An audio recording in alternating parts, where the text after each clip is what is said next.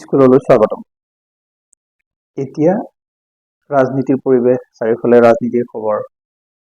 অৱশ্যে আমাৰ দেশত খবৰ মানে ৰাজনীতিয়ে প্ৰথম। প্ৰায় সদায় ৰাজনীতিৰে খবৰৰ শিৰোনামত থাকে। তথাপি যিহেতু সন্মুখত নিৰ্বাচন, আমাৰ দেশত, আমাৰ ৰাজ্যত মূলতঃ ৰাজনীতি চৰ্চাই অধিক। এতিয়া আকাশে বতাহে কেৱল ৰাজনীতি। অৱশ্যে তাৰ মাজত যুদ্ধৰ খবৰবিলাক আছে আন্তঃৰাষ্ট্ৰীয় পৰ্যায়ত, বা দুখৰ খবৰ বা ভয়ৰ খবৰ, সেইটো এটা। তথাপি যিহেতু এতিয়া নিৰ্বাচনী বতৰ, প্ৰচাৰ চলি আছে তুংগত, আজি আমি অলপ ৰাজনীতিৰ কথাকে পাতো। কোনোবাই ভাবিব স্কুলত আকৌ ৰাজনীতিৰ পাঠদান কিয় আহিল? নাহে। আমাৰ বিষয় ৰাজনীতি নহয়, কিন্তু অৱশ্যে ৰাজনীতিক এৰি আমাৰ দেশত বা পৃথিৱীত এতিয়া চলিব নোৱাৰো। যদিও কোনোবা হয়তো আমি প্ৰত্যক্ষভাৱে ৰাজনীতিৰ লগত জড়িত নহব পাৰো, কিন্তু আমি একোটা ৰাজনৈতিক জীৱ, ৰাজনৈতিক প্ৰাণী। সেইটো এটা অন্য প্ৰসংগ। মই কৈছো যে আমি ৰাজনীতিৰ কথা পাতিম, কিন্তু আমাৰ বিষয়ৰ দৃষ্টিভংগীৰে, কমিউনিকেশ্যনৰ দৃষ্টিভংগীৰে, বা তাতকৈ যদি আমি আৰু অলপ স্পেচিফিক কওঁ, পাব্লিক ৰিলেশ্যনৰ প্ৰসংগতে পাব্লিক ৰিলেশ্যনৰ দৃষ্টিভংগীৰে আমি কিছু ৰাজনৈতিক কথা পাতিম। এতিয়ালৈকে আমি স্কুলত পাব্লিক ৰিলেশ্যন বিষয়টোত পাঠদান কাৰ্যসূচী আৰম্ভ নাই কৰা। তাৰ থিয়ৰিটিকেল কথা বতৰাৰ পিছত আহিম আমি পাব্লিক ৰিলেশ্যন কি। আজি হঠাতে মনত আহিল যে কেইটামান আমোদজনক কথা, বিষয় যিবিলাক আমাৰ চকুত পৰি থাকে, ৰাজনীতিৰ লগত জড়িত। তাতনো ক'ত কেনেকে মাছ কমিউনিকেশ্যন বা কমিউনিকেশ্যন, পাব্লিক ৰিলেশ্যন সোমাই আছে, সেই বিষয়ে আমি আজি চমুকৈ আলোচনা কৰোঁ। ইণ্টাৰেষ্টিং কেইটামান বিষয় আপোনালোকে যিয়ে চাই কষ্ট কৰি ভিডিঅ'টো, যদি শিক্ষাৰ্থীসকলে চাই জানিব পাৰে বা মতামত দিব পাৰে। পাব্লিক ৰিলেশ্যন শব্দটোৰ অসমীয়া আমি ক'ব পাৰোঁ জনসম্পৰ্ক। পাব্লিকৰ লগত ৰিলেশ্যন, এটা অৰ্গেনাইজেশ্যন বা এজন ব্যক্তিৰ। তো আমি আজি ৰাজনৈতিক নেতাসকলৰ কথাটো কি পাতিম? মই এটা বিষয়টোৰ এটা শিৰোনাম ৰাখিছোঁ, পাব্লিক ৰিলেশ্যনৰ ব্ৰেণ্ডিং বা ইমেজ বিল্ডিং অফ পলিটিচিয়ান। তাৰ কথা পাতিম। তাৰ আগত কেইটামান আমি উদাহৰণ দি লওঁ। পাব্লিক ৰিলেশ্যনৰ ষ্টাইলবিলাক বুজিবলৈ বা নিজৰ প্ৰমোশ্যন বা ইমেজ বিল্ডিং কেনেকৈ কৰা হয়, উপায় তেওঁলোকে অৱলম্বন কৰে নেতাসকলে, সেই সম্পৰ্কে বুজিবলৈ কেইটামান আমি উদাহৰণ দিওঁ। আমি ধৰক আমাৰ এই মুখ্যমন্ত্ৰীগৰাকীৰ কথা আপোনালোকে জানে। তেওঁৰ এটা ইমেজ আছে পাব্লিকৰ মাজত। প্ৰতিজন নেতাৰে বেলেগ বেলেগ ধৰণৰ ইমেজ থাকে। কিছুমান ইমেজ তেনেকে বনাই লোৱা হয়, কষ্ট কৰি বনোৱা হয়, প্ৰচাৰেৰে বনোৱা হয়। কিছুমান পাব্লিক ৰিলেশ্যন তেওঁলোকৰ এটা ডিপাৰ্টমেণ্ট থাকে, যি এই PR এক্টিভিটিজবিলাক কৰে।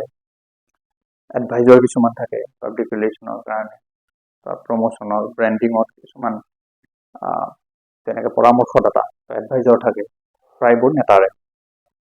মই এইটো ক'ব যোৱা নাই কাৰ আছে কাৰ নাই, সেইটো এটা অন্য কথা, বা আমাৰ সেইটো বিচাৰ্য বিষয় নহয়। এতিয়া ধৰক আমাৰ মুখ্যমন্ত্ৰীগৰাকী, আপুনি কেতিয়াবা দেখিছে যে তেওঁ মঞ্চৰ পৰা হঠাৎ নামি আহিছে, মানুহৰ লগত, পাব্লিকৰ লগত একেলগে বহিছে, কথা পাতিছে, হেণ্ডশ্বেক কৰিছে, ফটো উঠিছে, চেলফি উঠিছে।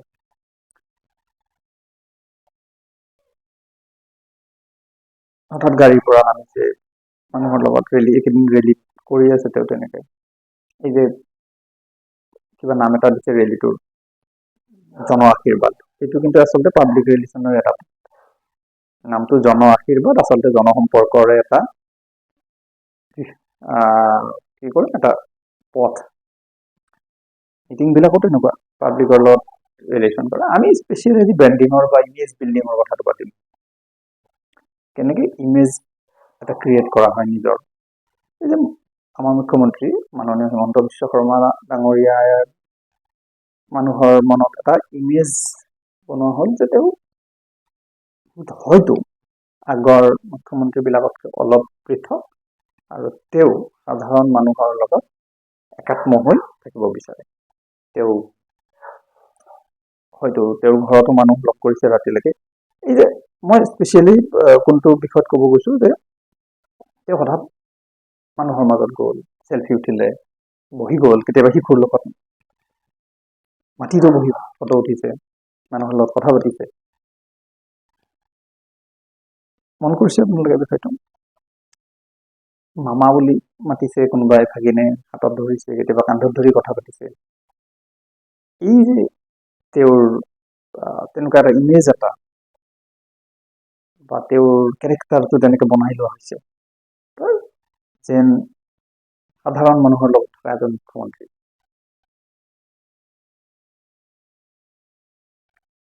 আমি তেনেকে ভাবো ন, সাধাৰণ মানুহে, যে একদম নিৰহংকাৰী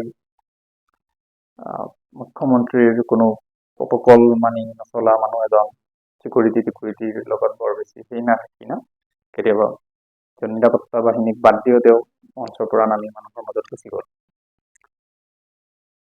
মুখ্যমন্ত্ৰীৰ আমি সেইটো দেখিছো, সেইটো এটা উদাহৰণ। আহি আছো এই কথাবিলাক কিয় কৰা হয়। অন্য এটা নেতা বিৰোধী পক্ষৰ পৰা আপোনালোকে মন কৰিব, অখিল গগৈ ডাঙৰীয়া। তেওঁৰ এটা ইমেজ আছে। তেওঁৰ ইমেজটো আপোনালোকৰ পাব্লিকৰ মাজত কেনেকুৱা? যিহেতু তেওঁ কৃষক নেতা হিচাপত আহিছে, কৃষক শ্ৰমজীৱী মানুহৰ হকে আন্দোলন কৰি তেওঁ নেতা হৈছে বা ৰাজনীতিত আহিছে। আনকি ৰাজনীতিত অহাৰ পূৰ্বেও তেওঁৰ এটা ইমেজ আছিল তেনেকুৱা, চিম্পল, হাৱাই চেণ্ডেল পিন্ধি থাকে, ইস্ত্ৰি নকৰা কাপোৰ, ইনচাৰ্ট নকৰে, মানে কেনেকুৱা ইমেজ এটা একদম সহজ সৰল সাধাৰণ মানুহ এজন, শ্ৰমজীৱী মানুহজনৰ ইমেজটো তেওঁৰ শৰীৰত আনি লোৱা হৈছে। তেওঁ দামী চেণ্ডেল এযোৰ নিপিন্ধে, এনেকুৱা নহয় যে তেওঁ ভাল কাপোৰ এযোৰ পিন্ধিব পৰাকে তেওঁৰ আৰ্থিক সামৰ্থ্য নাই, তেনেকুৱা নহয় কিন্তু কথাটো, বা হাৱাই চেণ্ডেলে পিন্ধি তেওঁ যাব লাগিব তেনেকুৱা নহয় কথাটো। কিন্তু তেওঁ যিহেতু এজন শ্ৰমজীৱী কৃষকৰ প্ৰতিনিধিত্ব কৰিছে সংগ্ৰামখনত, তেওঁক এটা ইমেজ দিয়া হৈছে। এতিয়া মই কোৱা নাই যে তেওঁ কোনোবা পাব্লিক ৰিলেশ্যন এডভাইজৰে সেইটো কৰিছে বুলি, মই নাই কোৱা। বহুত ক্ষেত্ৰত তেওঁ এজন মানুহ নিজেও তেওঁ পাব্লিক ৰিলেশ্যনৰ স্কিল থাকিব পাৰে আৰু তেওঁ নিজেও নিজক তেনেকে ডেভেলপ কৰিব পাৰে। মুখ্যমন্ত্ৰীও হয়তো তেনেকে নিজে কৰিব পাৰে, কোনোবা এডভাইজাৰ থাকিব পাৰে, মই নাজানো। মই অসমৰ দুজন নেতাৰ এটা উদাহৰণহে দিছো আপোনালোকক। প্ৰতিজন নেতাৰে তেনেকুৱা আগতে ইমেজ থাকে। কিছুমানে বাৰু পাব্লিক ৰিলেশ্যনৰ এই স্কিলটো বৰ বেছি বুজি নাপায় কাৰণে সাধাৰণ জনতাৰ পৰা দূৰত এটা বেলেগ ধৰণৰ ইমেজ এটা বনাই চলে, এটা ৰাজকীয় আদব কাইদা, যিটো আজিকালি এতিয়াৰ গণতন্ত্ৰত বৰ বেছি কামত নাহে। আমি সেই নেতাবিলাকক মানুহে বৰ বেছি ভাল নাপায়। সাধাৰণ মানুহে কি চায় যে তেওঁ মানুহৰ লগত ৰিলেশ্যনটো কেনেকুৱা, সাধাৰণ মানুহৰ লগত। অৱশ্যে হয়তো কোন এই যে এডভাইজাৰ বিলাক, পাব্লিক ৰিলেশ্যন ডিপাৰ্টমেণ্ট বিলাকৰ চবৰে নিজৰ নিজৰ কিছুমান চিন্তাধাৰা থাকে। সকলোকে যে একে ধৰণৰ নেতা বনাব, ইমেজ বনাব, তেনেকুৱা নহয়। এতিয়া আমি যদি প্ৰধানমন্ত্ৰী মোদীৰ কথা চাওঁ, তেওঁ হয়তো তেওঁ নিজে কোৱা মতে এটা সময়ত তেওঁতো একদম সাধাৰণ পৰিয়ালৰ দুখীয়া চাহ বিক্ৰী কৰা পৰিয়ালৰ পৰা অহা এজন মানুহ, ল'ৰা আছিল বুলি কয়। কিন্তু এতিয়া তেওঁৰ ইমেজটো হয়তো তেওঁৰ যিবিলাক adviser team, public PR team, তেওঁলোকে হয়তো তেওঁক তেনেকে বনাইছে বা সজাইছে। তেওঁ যিহেতু এজন প্ৰধানমন্ত্ৰী, তেওঁক হয়তো দামী কাপোৰ, অকমান ষ্টাইলত থকা মানুহ এজন, যিটোক লৈ কেতিয়াবা অকণমান বিতৰ্ক আহে, দামী চশমা, দামী ঘড়ী, দামী কাপোৰক লৈ। কিন্তু সেই আৰু দেশৰ প্ৰধানমন্ত্ৰী হিচাপে তেওঁ হয়তো তেওঁৰ এডভাইজৰী বডিটোৱে, ইয়াৰ টিমটোৱে হয়তো তেওঁক তেনেকে সজাব বিচাৰিছে। কাৰ কোনে শুদ্ধ কাম কৰিছে, কোনে ভুল কৰিছে, সেইটো আমাৰ কথা নহয়। আল্টিমেটলি মানুহৰ ওচৰত যাৰ ইমেজটো যেনেকে যায় সেইটোৱে, আৰু যাৰ ৰিজাল্টটো যেনেকে ওলায় সেইটোৱে মূল কথা। এই যে ৰাজনৈতিক নেতাসকলৰ ইমেজৰ বিল্ডিঙৰ যিটো কনচেপ্ট, সেইটো এতিয়াৰ বস্তু। এতিয়া কোনোবা পাব্লিক ৰিলেশ্যন ডিপাৰ্টমেণ্ট আহিছে, টিম আহিছে, এডভাইজাৰ আহিছে, কোনোবাই তেওঁলোকক তেনেকে সজাইছে, এইটো যে নতুন কিবা কনচেপ্ট নহয়। হয়তো পাব্লিক ৰিলেশ্যন বিষয়টো নতুন হ'ব পাৰে থিয়ৰিটিকেলি, কিন্তু আদিৰ পৰা মানুহৰ লগত, সাধাৰণ মানুহৰ লগত কানেক্ট কৰিব পৰা যি স্কিল, সেইটো সদায় চলি আহিছে, আগৰ পৰাই চলি আহিছে। তাৰ উদাহৰণ আমি আগতে পাওঁ। আমি যদি মহাত্মা গান্ধীৰ, মোহনদাস কৰমচাঁদ গান্ধীৰ ইমেজটো চাওঁ, তেওঁ কেনেকে মহাত্মা হ'ল, মহাত্মা গান্ধী মৰ্যাদা পালে, বিতৰ্কিত হলো জাতিৰ পিতা, কথাটো তাত আহে। কিয় পালে? এখন আন্দোলনৰ নেতৃত্ব ল'ব পৰাকে তেওঁক কিয় ৰাইজে আগস্থানত ৰাখিলে? এখন সাধাৰণ ধুতি, চুৰিয়া এখন আঁঠুৰ ওপৰত বা গোটেই গাতে মেৰাই লৈ থকা এজন ফকীৰৰ দৰে দেখা এজন নেতা মহাত্মা গান্ধী। তেওঁতো তেনেকুৱা দুখীয়া অৱস্থা নাছিল, ধনী ঘৰৰ অধ্যৱন্ত এটা পৰিয়ালৰ এজন সন্তান, যিয়ে বেৰিষ্টাৰ কৰি আহি এটা সচ্ছল জীৱন যাপন কৰিব পৰা মানুহ আছিল। কিন্তু তেওঁ যেতিয়া ভাৰতত আহি এই আন্দোলনখনৰ নেতৃত্বত ল'ব লগা হ'ল, তেওঁ বুজি পালে সাধাৰণ মানুহৰ ওচৰত তেওঁ সেই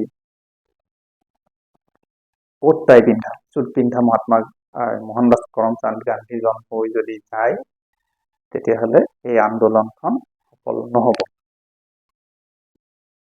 তেওঁক কোনোবাই এডভাইচ দিছিল নে নিজে জানিছিল সেইটো মোৰ জ্ঞাত নহয়, মই নাজানো। কিন্তু তেওঁ বুজি পালে যে যিখন দেশত অধিক সংখ্যক মানুহে পিন্ধিবলৈ কাপোৰ নাপায়, খাবলৈ ভাত নাপায়, আৰু যিখন আন্দোলন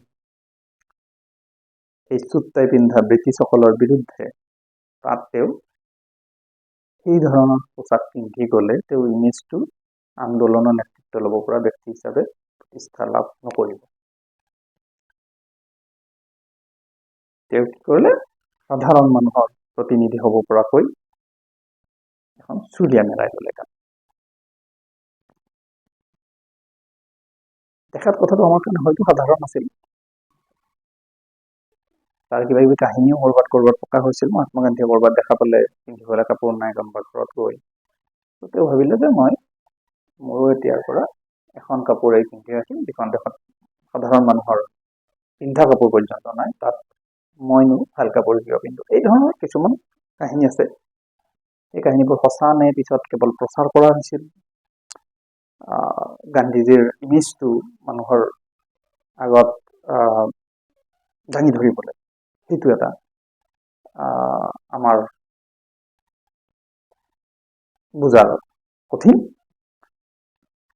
কেতিয়াবা এই PR এক্টিভিটিজত, পাব্লিক ৰিলেশ্যনৰ এক্টিভিটিজত তেনেকুৱা কিছুমান কাহিনী প্ৰচাৰ কৰিব লগা হয়, মানুহক বুজাবলৈ বা সেই ইমেজটো বনাবলৈ। গান্ধীজীৰ ইমেজটো বনোৱা হৈছিল সাধাৰণ মানুহৰ এগৰাকী প্ৰতিনিধিৰ ওপৰত, যাতে সেই দুখীয়া মানুহখিনিও গান্ধীজীক নিজৰ নেতা বুলি মানি লয়। এনেকুৱা দেশত বিভিন্ন আমি উদাহৰণ পাওঁ। এই যে গোটেই কাৰবাৰটো মই যিখিনি আলোচনা কৰিলো, উদাহৰণ দিলো, গান্ধীজীৰ পৰা আমাৰ ৰাজ্যৰ নেতালৈ, আনকি দিল্লীৰ অৰবিন্দ কেজৰিৱাল, এতিয়া সংবাদ শিৰোনামত আছে ন, কিবা এটা অভিযোগ আছিল যিটোৰ পৰা তেওঁ মুক্ত হ'ল কেলেংকাৰী এটাৰ পৰা। যি হ'ল কেজৰিৱালৰ ইমেজটো আপুনি চাওক, তেওঁৰ দলটোৰ নামে আম আদমি পাৰ্টি, মানে সাধাৰণ মানুহৰ এটা পাৰ্টি আম আদমিৰ। তাত যদি তেওঁ এজন চাহাবী পোচাকত দামী কাপোৰ কানি পিন্ধি নেতৃত্বলৈ ওলাই আহিলেহেঁতেন, তেতিয়াহ'লে তেওঁ সেই আম আদমিৰ প্ৰতিচ্ছবিখন তেওঁৰ ইমেজত নাথাকিলেহেঁতেন। তাৰ কাৰণে তেওঁ বাছি ল'লে কি সাধাৰণ এজন দৰে এটা ইমেজ বনাব লাগিব। তাৰ এটা মাফলাৰ এখন মাৰি লয়, সেইটো তেওঁৰ বেমাৰ এটা আছিল, বেলেগ কথা সেইটো। কিন্তু তেওঁৰ ইমেজটো কেনেকুৱা আছিল? সাধাৰণ একদম চিম্পুল, চেণ্ডেল এযোৰ পিন্ধি থাকে, পেণ্ট এটা, চাৰ্ট এটা, চুৱেটাৰ, কেতিয়াও কোট পিন্ধি নগ'ল তেওঁ, কোট ব্লেজাৰ এইবিলাক নিপিন্ধে, টাই নামাৰে। কিন্তু আপুনি যদি চাই পেছাগতভাৱে তেওঁ এজন বিষয়া, প্ৰতিষ্ঠিত উচ্চ পৰ্যায়ৰ বিষয়া আছিল। কিন্তু যেতিয়া তেওঁ আহিল যে মই আম আদমিৰ প্ৰতিনিধি হৈছো এখন দিন, তেতিয়া তেওঁ নিজক এটা ইমেজ বনাই ল'ব লগা হ'ল। তাৰ কাৰণে তেওঁ বাছি ল'লে তেনেকুৱা এটা বেশভূষা, পোচাক পৰিচয়। সেই ষ্টাইলতে আমাৰ অখিল গগৈ ডাঙৰীয়াও অলপ সেই ইমেজ এটাই বনাইছে, তেওঁ যিটো কৃষক নেতা হিচাপত আছে। হিমন্ত বিশ্ব শৰ্মাই বাৰু পোচাকত সেই ইমেজটো আনিব নাই খোজা, তেওঁ বিভিন্ন অকেজনত বিভিন্ন ধৰণৰ পোচাক পিন্ধে, কিন্তু তেওঁৰ বডি লেংগুৱেজটো, তেওঁৰ এক্টিভিটিজবিলাকত তেওঁ সেইটো প্ৰকাশ কৰিব খোজে যে মই সাধাৰণ মানুহৰ লগত একাত্ম হৈ থাকিব বিচাৰো। এইবিলাক হ'ল পাব্লিক ৰিলেশ্যনৰ একোটা অংশ। ব্ৰেণ্ডিঙত, নিজৰ যেতিয়া ব্ৰেণ্ডিং কৰা হয় নেতা এগৰাকীৰ, পাৰ্টিৰ ব্ৰেণ্ডিংটো এটা বেলেগ, পাৰ্টিৰ প্ৰমোচন থাকেই বিভিন্ন কাৰণত। মই আজি কেৱল ব্যক্তিগত পৰ্যায়ৰ ইমেজৰ কথা কৈছো। মোদীৰ ক্ষেত্ৰত বাৰু কথাটো মই ক্ৰমে কৈছিলোৱেই, সেইটোক লৈ কেতিয়াবা কোনোবাই আপত্তিও কৰে। ব্যক্তিগতভাৱে ময়ো ভাবোঁ হয়তো মোদীজীৰ ইমেজটো অলপ সাধাৰণ হৈ থাকিলে বেছি ভাল হ'লহেঁতেন দল আৰু তেখেতৰ নিজৰ ব্যক্তিগত ইমেজৰ ক্ষেত্ৰত। সাধাৰণ পৰিয়ালৰ পৰা অহা বুলি কৈ থকা এগৰাকী নেতা, সংগ্ৰাম কৰি হোৱা নেতা এগৰাকী, তেওঁৰ ইমেজটো বনোৱাৰ ক্ষেত্ৰত হয়তো আৰু অলপ সাৱধানতা ল'ব লাগিছিল। কিন্তু আৰু হয়তো আৰু এটা বিষয় আহে মোদীজীৰ ক্ষেত্ৰত যে কেমেৰা প্ৰীতিৰ কথা এটা আহে। মই বিতৰ্কৰ কাৰণে কোৱা নাই, মই সমৰ্থক বা বিৰোধীও নহয়, প্ৰসংগক্ৰমে কথাটো কৈছো যে হয় সেইবিলাকো তেওঁৰ পাব্লিক ৰিলেশ্যন টিমৰ হয়তো পৰামৰ্শ যে আপুনি কেমেৰাত ভালকে আহিব লাগিব, ফটো ভাল হ'ব লাগিব। তো গতিকে কেতিয়াবা আমি দেখা পাওঁ যে কেমেৰাৰ প্ৰতি হয়তো তেখেতৰ এটা দুৰ্বলতা প্ৰকাশ পায়। সেইটো এটা কাৰোবাৰ পৰামৰ্শ মতে হয়নে, কিছুমান মানুহৰ কিছুমান বিষয়ত দুৰ্বলতা থাকে, সেইটোৱে হয়, সেইটো মই বাৰু ক'ব নোৱাৰিম। ইমেজৰ ক্ষেত্ৰত মই মনত পৰিছে আৰু এটা কথা, এই কালামৰ, আব্দুল কালাম, APJ আব্দুল কালাম, তেখেতক মই পলিটিচিয়ান বুলি আমি কোনেও নাভাবোঁ। তেখেত এগৰাকী পিয়ৰ চাইণ্টিষ্ট, আৰাই মৌজে বৈজ্ঞানিক তেওঁ, আৰু ভাৰত দেশৰ বাবে তেওঁৰ অৱদান আমি স্বীকাৰ কৰিবই লাগিব, সৰ্বদা মনত ৰাখিবই লাগিব। কিন্তু কালাম আছিল এজন অতি চিম্পুলতকেও আৰু যদি চিম্পুল শব্দ কিবা আছে, কেয়াৰলেছ, নিজক লৈ চুলি তুলি পোচাক পৰিচয় জ্বলা। কিন্তু তেওঁক যেতিয়া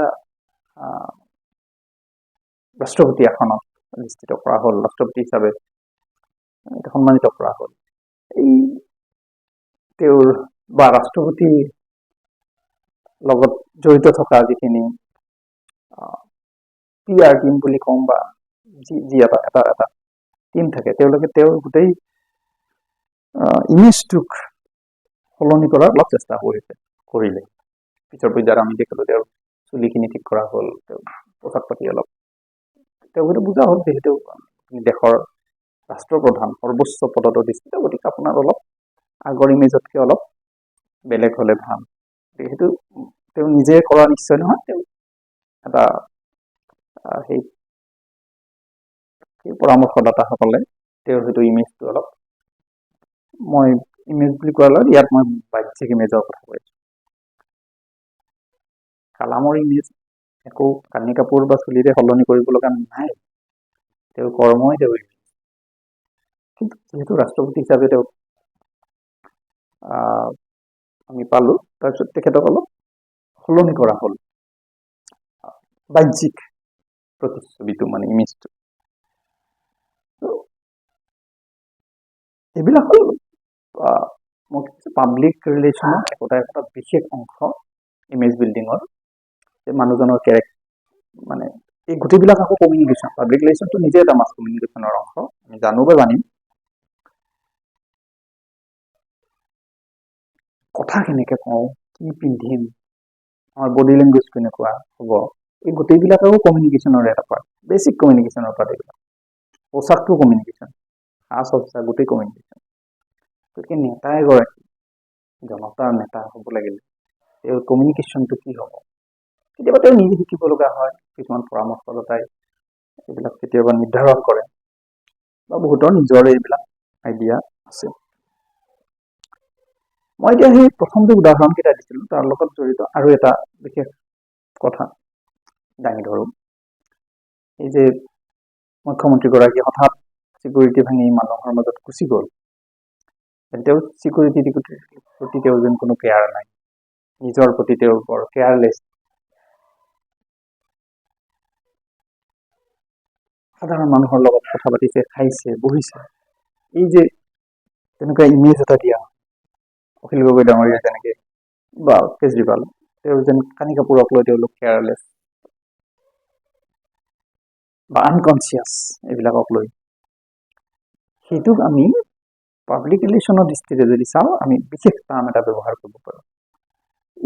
এই যে আনকনচিয়াছনেছটো, মই নিজক লৈ বৰ বেছি কনচিয়াছ নহয়, মানে মই মানুহক লৈ, কামক লৈ কনচিয়াছ। মই কানি কাপোৰ যেনেকে থাকে তেনেকে থাকিব পাৰে, মই চেণ্ডেল পিন্ধি ওলাই যাওঁ, দামী কাপোৰ মোক নালাগে, এই যে বা সাধাৰণ মানুহৰ লগত মই মাটিতে বহিছো, ফটো উঠিছো, এই যে আনকনচিয়াছনেছটো, এইটোত আচলতে আমি ক'ব পাৰোঁ কনচিয়াছলি আনকনচিয়াছ। গম পাইছেনে? আমি সাধাৰণ মানুহবিলাক থাকোঁ কেনেকুৱা, কিছুমান সঁচাকে আনকনচিয়াছ থাকে, নিজৰ কেয়াৰলেছ থাকে, গধলা মানুহ তেনেকে থাকে, যেনেকে তেনেকে বহে, কথা কয়, যি কি কৈ দিয়ে, এইবিলাক সাধাৰণ মানুহৰ ক্ষেত্ৰত প্ৰযোজ্য কথা। নেতাসকলৰ যিহেতু এটা পাৰ্পাছ থাকে, পাব্লিচিটিৰ, ব্ৰেণ্ডিঙৰ, তেওঁলোকৰ এটা টিম থাকে, পৰামৰ্শদাতা থাকে, তেওঁলোকক তেনেকে সজাই দিয়া হয় যে আপোনাক, যদি আপুনি এনেকে কেয়াৰলেছ আনকনচিয়াছনেছ দেখুৱাব পাৰে, সাধাৰণ মানুহে আপোনাক ভাল পাব, নিজৰ লগত ৰিলেট কৰিব। তাৰ কাৰণে এনেকুৱা আনকনচিয়াছনেছ কেৰেক্টাৰবিলাক আমি দেখা পাওঁ। গুৰুত্বপূৰ্ণ বিষয় এইটোহে, উদাহৰণকেইটাৰ পৰা ব্ৰেণ্ডিঙৰ কথাই পাতিছোঁ আমি। তাৰ মাজত এইটো যে আমি এই পোচাক পৰিচ্ছদ, কথা বতৰা, যি টি কথা কৈ দিওঁ সাধাৰণ মানুহৰ দৰে,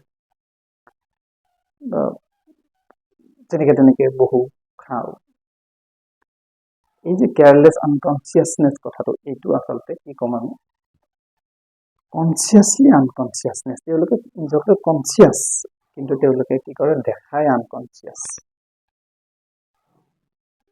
সেই ইমেজটো আনকনচিয়াছনেছ, আচলতে কনচিয়াছ, মানে কি ক'ম, এইটো স্ক্ৰিপ্টেড এটা কেয়াৰলেছনেছ, যে মই এনেকুৱা কৰিম।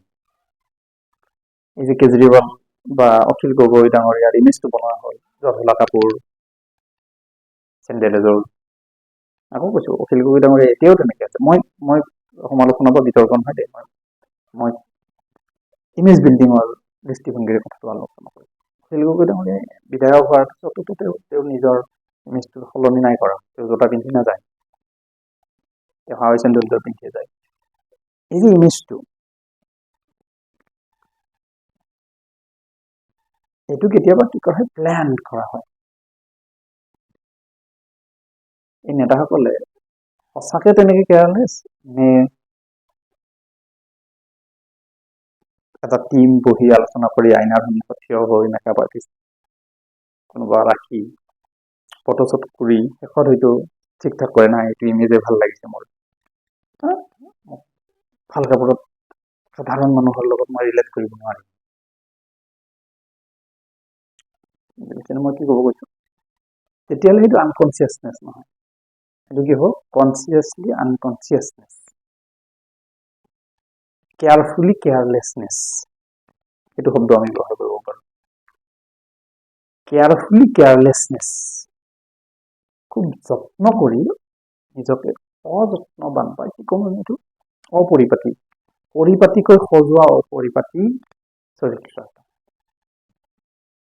সেইটো আমি ৰাজনৈতিক নেতাসকলে কৰে। এইটো এটা পুৰা প্লেন আৰু স্ক্ৰিপ্টেড এটা এক্টিভিটিজ, নিজৰ ব্ৰেণ্ডিঙৰ কাৰণে, নিজৰ প্ৰমোচনৰ কাৰণে কৰিব লগা হয় ৰাজনীতিত। সেইটো কোনো দুখৰ কথা বুলি কোৱা নাই, যিহেতু কমন মানুহৰ লগত তেওঁলোকে থাকিব লাগিব বুলি নকওঁ, আচলতে মনৰ পৰা থাকে নে নাথাকে সেইটো এটা চিন্তাৰ বিষয়, কিন্তু ভোটটোতো লাগিব সাধাৰণ মানুহ। গতিকে সাধাৰণ মানুহৰ ওচৰত নিজক সাধাৰণ কৰি সজাই ৰখাৰ যিটো চেষ্টা, সেইটো হ'ল কেয়াৰফুলি কেয়াৰলেছনেছ বা কনচিয়াছলি আনকনচিয়াছনেছ। এই যে মন্ত্ৰী এগৰাকী সাধাৰণ মানুহৰ ওচৰত গুচি গ'ল, সুৰক্ষা প্ৰতিৰক্ষাৰ বিহু ভাঙি মুখ্যমন্ত্ৰীগৰাকীও যায়, দেখা তেনেকুৱা লাগে যে তেওঁৰ জীৱনক লৈ তেওঁ বৰ বেছি কেয়াৰ নাই, চিকিউৰিটিক লৈ তেওঁ কেয়াৰ নাই, সাধাৰণ মানুহৰ পৰা তেওঁ একো ক্ষতি নহয়। বিষয়টো তেনেকুৱা নহয়। মুখ্যমন্ত্ৰী এগৰাকীৰ এটা প্ৰট'কল থাকে, চিকিউৰিটি থাকিব, তেওঁ সেইটো মানিও চলে।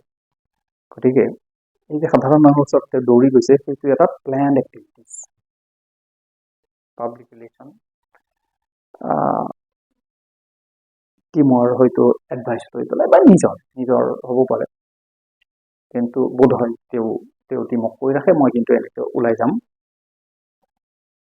তহঁতে বাকীখিনি চাবি। কেতিয়াবা তেওঁ ৰাজপথত কোনোবা বিষয়াক গালি পাৰিছে ট্ৰেফিক জামৰ কাৰণে, আমি দেখিছোঁ, অথচ তেওঁ কিন্তু তেওঁৰ যিটো কনভয়ত এতিয়াও 30খনমান বোধহয় বাহন যায়।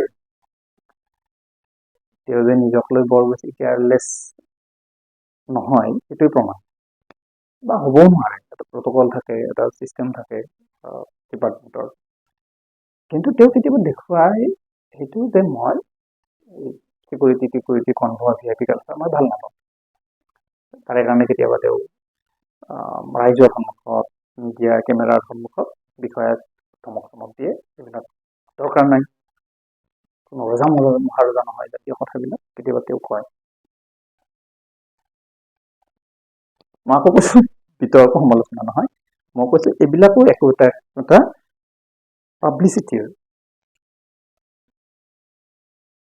ব্ৰেণ্ডিঙৰ স্কিল কিছুমান। মইতো প্ৰশংসা কৰোঁ যে আমাৰ মুখ্যমন্ত্ৰীগৰাকীৰ পাব্লিক ৰিলেশ্যনৰ ভাল দক্ষতা আছে, তেওঁ জানে তেওঁ নিজৰ ইমেজটো কেনেকৈ মানুহৰ ওচৰত পজিটিভ কৰি ৰাখিব পাৰি। তেওঁ নিজৰ মামা ইমেজটো, মোৰ যিমান দূৰ মনত পৰে মামা শব্দটো তেওঁ কোনোবাই নিগেটিভ কিবা এটা কাৰণতহে প্ৰথমতে প্ৰচাৰ কৰিছিল, পাহৰিলোঁ গোটেই কাহিনীটো, বা আমাৰ সেইটো বিষয় নহয়। কোনোবাই এটা নেতিবাচক বা ঋণাত্মক অৰ্থতহে মামা শব্দটোতে ব্যৱহাৰ কৰিছিল কোনোবাই, হয়তো বিৰোধী পক্ষৰ বা কোনোবাই। কিন্তু তেওঁ সেইটো পজিটিভ কৰি নিজৰ এটা ব্ৰেণ্ডিং বনাই দিলে। এতিয়া গোটেই দেশবাসীয়ে জানে মামা মানে কোন। কোনগৰাকী কৰপতিত প্ৰশ্ন আহে দেশৰ কোনগৰাকী মুখ্যমন্ত্ৰীক মামা বুলি জানে বা কোৱা হয়। সেইটো স্কিল যে এটা নিগেটিভ কাৰণত প্ৰচাৰ কৰা এটা শব্দক পজিটিভ ৱেত কেনেকে নিজৰ ব্ৰেণ্ডিঙত ব্যৱহাৰ কৰা হয়। বাটে পথে যেতিয়া ল'ৰা ছোৱালীবিলাকে ছাত্ৰ ছাত্ৰীবিলাকে মামা বুলি মাতে, তেওঁ আহি কান্ধত ধৰে ভাগিন বুলি, তেওঁলোকৰ লগত ফটো উঠে, সেইটো পাব্লিক ৰিলেশ্যন, সেইটো ব্ৰেণ্ডিং। মামাক তেওঁ এটা ব্ৰেণ্ড কৰি পেলাব পাৰিলে। তেওঁ প্ৰচাৰত সহায় হোৱা এটা নাম হৈ পৰিল মামা। মা বা ভাগিনৰ সম্পৰ্কৰে তেওঁ এতিয়া প্ৰচাৰ কাৰ্য চলায়। আৰু সেইটোৱে মই যে ক'লো যে আমি নেতাসকলক আমি যিমানে নাভাবো যে সাধাৰণ মানুহৰ প্ৰতিনিধি ৰূপে তেওঁলোকে কৰে, আচলতে তেওঁলোকৰ আন্তৰিকতাৰে কিমান কোনজন সাধাৰণ মানুহ হৈ আছে এতিয়াও নাজানো। তেওঁলোকৰ ৰাজকীয় মানসিকতা এটা হয়তো আহি যায়। বিভিন্ন কথা বতৰাত কেতিয়াবা ধৰাটো পৰে তেওঁলোকৰ জীৱন যাপন শৈলী, তেওঁলোকৰ আদব কাইদা, গোটেইবিলাক ৰাজকীয় হয়। কিন্তু তেওঁলোকে সাধাৰণ পাব্লিকখিনিৰ লগত এটা সুসম্পৰ্ক, জনসম্পৰ্ক ৰক্ষা কৰাৰ স্বাৰ্থত কেতিয়াবা তেওঁ যেন ৰজা নহয়, প্ৰজাৰহে প্ৰতিনিধি, সাধাৰণ মানুহৰ লগত থকা এগৰাকী নেতা, সেইটো তেওঁ প্ৰতিপন্ন কৰি থাকে। এইবিলাকে ব্ৰেণ্ডিং বা ইমেজ বিল্ডিঙৰ থিয়ৰিটিকেল কথা আমি পিছত ক্লাছত পাতিম। কি একচুৱেলি টুল, কেনেকে পাব্লিক ৰিলেশ্যনৰ এই বিষয়ত বা ইমেজ বা ব্ৰেণ্ডিঙৰ ক্ষেত্ৰত কি টুল ব্যৱহাৰ কৰা হয়। জাৰ্নেলিজিমটো তাৰে এটা উপায়। নিউজ আমি দেখি থাকোঁ কেনেকে পলিটিকেল লিডাৰবিলাকে নিউজ মিডিয়াক ব্যৱহাৰ কৰে নিজৰ ইমেজৰ ক্ষেত্ৰত। এডভাৰটাইজমেণ্টটো এটা তাৰে পাৰ্ট, বিজ্ঞাপন, এইটো যিকোনো বিজ্ঞাপন হ'ব পাৰে নিজৰ ইমেজ বা ব্ৰেণ্ডিঙৰ ক্ষেত্ৰত ব্যৱহাৰ কৰিবলৈ। তাৰ উপৰি এইবিলাক এটা কেৰেক্টাৰ এটা বনাই লোৱা হয়, ইমেজ এটা বনাই লোৱা হয়, কেনেকে কথা ক'ব, কেনেকে খোজ কাঢ়িব, কি পোচাক পিন্ধিব, এই গোটেইবিলাকে এজন নেতাৰ ইমেজ বিল্ডিঙত সহায় কৰে বা তেওঁৰ ব্ৰেণ্ডিঙত সহায় কৰে। অৱশ্যে আমাৰ পলিটিকেল পাৰ্টিবিলাকৰ বা নেতাসকলৰ শেষত মই এটা কৈছোঁ, এটা হ'লে এটা ক্ষেত্ৰত পাব্লিক ৰিলেশ্যনৰ স্কিলৰ অলপ অভাৱ। কেৱল নেতা বুলি নহয়, প্ৰায় ক্ষেত্ৰতে আমি বহুত বিভিন্ন ক্ষেত্ৰতে দেখা পাওঁ আমাৰ সংবাদ মাধ্যমৰো। এইটো বিষয়ত আমি ভালকে পিছত কথা পাতিম। ক্ৰাইচিছ মেনেজমেণ্ট পাব্লিক ৰিলেশ্যনৰ এটা ডিপাৰ্টমেণ্ট। সংকটটো কেনেকে, সংকট ব্যৱস্থাপনা হ'ব বোধহয় অসমীয়াত ভালকে কয় ক্ৰাইচিছ মেনেজমেণ্ট। বিষয়টোত মই ভাবোঁ নেতাসকলৰ অলপ দক্ষতাৰ অভাৱ আছে। কিছুমানে ভালকে কৰে ক্ৰাইচিছ মেনেজমেণ্টটো। ক্ৰাইচিছ মানে কিবা এটা বিপদ বা সংকট যদি আহে, কিবা এটা বদনাম যদি ওলায়, কেনেকে মেনেজ কৰিব লাগে, সেইটো পাব্লিক ৰিলেশ্যন এটা ডিপাৰ্টমেণ্ট। মই নাভাবোঁ আমাৰ বহু নেতাৰ তেওঁলোকৰ যিবিলাক PR টিম আছে, এডভাইজাৰ আছে, তেওঁলোকেও বৰ সঠিক এডভাইচ দিয়ে বুলি মোৰ কেতিয়াবা সন্দেহ হয়। সংকটৰ সময়ত কেনেকে কি কাম কৰা উচিত সেই সম্পৰ্কে আচলতে আৰু অলপ অধিক জনাফাল পাব্লিক ৰিলেশ্যনৰ দৃষ্টিৰে মই কথাখিনি কৈছোঁ।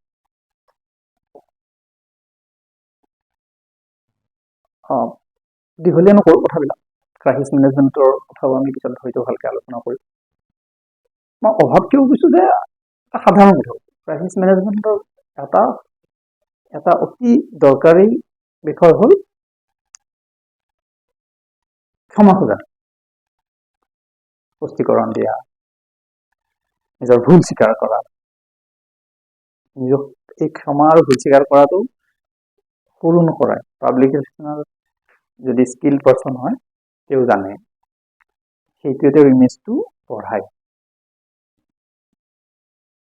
আমাৰ দেশত, আমাৰ ৰাজ্যটো বিশেষকৈ মই কোনোবাই কিবা ভুল হ'ল, কিবা হ'ল, ক্ষমা নোখোজে সাধাৰণতে মানুহ, নেতাবিলাকেও, সংবাদ মাধ্যমে আনকি। সংবাদ মাধ্যমে পাব্লিক ৰিলেশ্যনৰ এই ক্ৰাইচিছ মেনেজমেণ্টটো শিকিব লগা আছে বুলি মই ভাবোঁ। কিন্তু অসমৰ সংবাদ মাধ্যমে ভুলকে বাতৰি এটা হোৱাৰ পিছত কোনেও কেতিয়াও ক্ষমা নোখোজে। নেতাসকলৰ ক্ষেত্ৰত এইটো বৰ প্ৰয়োজনীয় বিষয়, ক্ৰাইচিছ মেনেজমেণ্টটো। তেওঁ যদি ৰাইজৰ ওচৰত ক্ষমা খোজে, ভুল স্বীকাৰ কৰে, তেওঁৰ ইমেজত বহুত পজিটিভ ভেলু আহিব পাৰে, আহে। এতিয়া মই নিজে বৰ পাব্লিক ৰিলেশ্যনৰ এক্সপাৰ্ট বুলি কথাবিলাক কোৱা নাই, সাধাৰণ পঢ়া শুনা কৰা এইবিলাকৰ বিষয়ে যিখিনি পঢ়িছোঁ কিতাপ পত্ৰ, তাৰ পৰাই কৈছোঁ যে এইবিলাকো বৰ দৰকাৰী বিষয়। আজিলৈ এইখিনি দীঘলীয়া বিষয়, অলপ দীঘলীয়া হ'লে বোধহয়, দীঘলীয়া কৰাৰ মন নাছিল। সৰু সৰু উদাহৰণে কেইটামান পলিটিকেল লিডাৰবিলাকৰ PR এক্টিভিটিজৰ কথা পাতিবলৈ মন গ'ল। যদি সম্পূৰ্ণকৈ চাইতো ভাল লাগিব, কোনোবাই কিবা কমেণ্ট দিলে ভাল লাগিব, নাজানো। কামবিলাক স্কুলৰ এই পেজত যিবিলাক বিষয় আলোচনা কৰি আছোঁ, হয়তো শিক্ষাৰ্থীসকলৰ ওচৰ গৈ পোৱা নাই, বা যিসকলে এনেকুৱা যাৰ বাবে প্ৰয়োজনীয় আমি ধৰিব পৰা নাই। বৰ বেছি ভিডিঅ'বোৰ মানুহে নাচায়ো, শ্বেয়াৰো নকৰে, কমেণ্ট লাইক একো নাথাকে। একো নাই, কেতিয়াবা যদি কোনোবাই চাই ভাল পাম।